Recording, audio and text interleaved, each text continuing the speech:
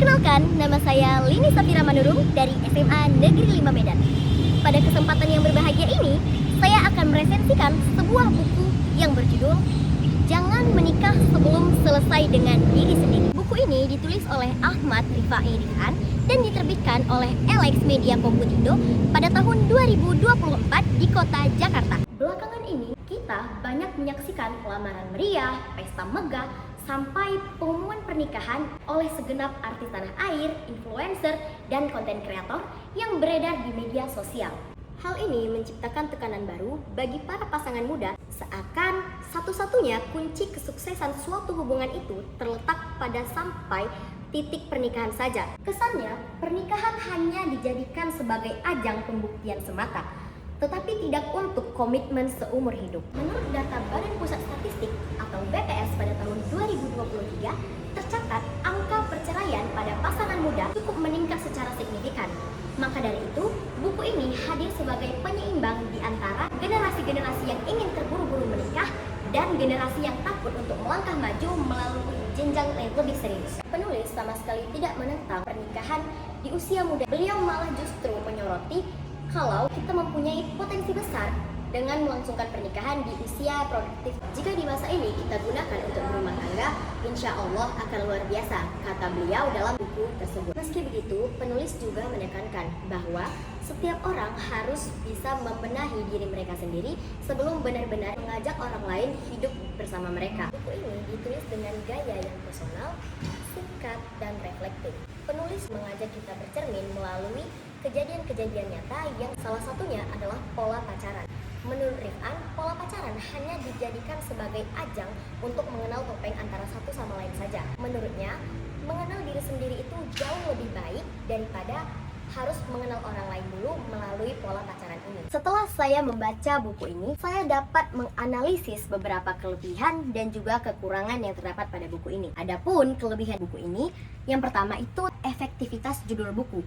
Pemilihan judul yang cenderung provokatif memancing rasa penasaran pembaca. Dengan adanya kata jangan membuat para pembaca seakan bertanya-tanya, jangan kenapa? Kedua, sampul buku yang catchy. Di tengah banyaknya buku-buku dengan warna soft, buku ini justru hadir dengan penuh warna. Yang ketiga, struktur linier. Yang keempat, relevansi sosial. Di tengah banyaknya tren nikah muda dan juga pacaran toksik, buku ini justru hadir sebagai penengah dan penyeimbang di antara kedua hal tersebut. Yang kelima, ada penanaman nilai Islami. Target pembacanya sudah jelas, yaitu generasi muda yang Islami. Dan yang keenam atau yang terakhir itu gaya bahasa yang komunikatif dan reflektif. Dengan gaya bahasa yang dialogis, cenderung seperti kita diajak berkompromi daripada dinasehati. Nah, sekarang kita masuk pada kekurangan dalam buku ini. Yang pertama, subjektivitas yang berlebihan.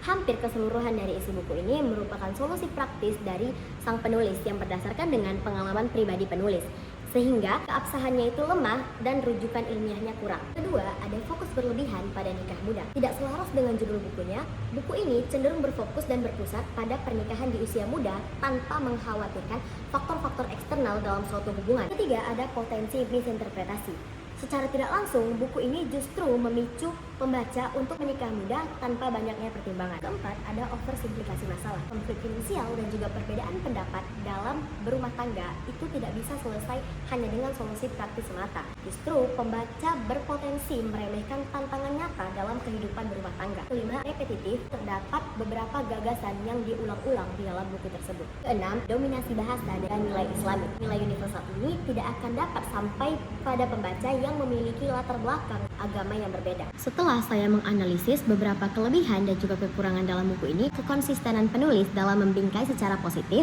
menikah muda itu sebenarnya patut diapresiasi.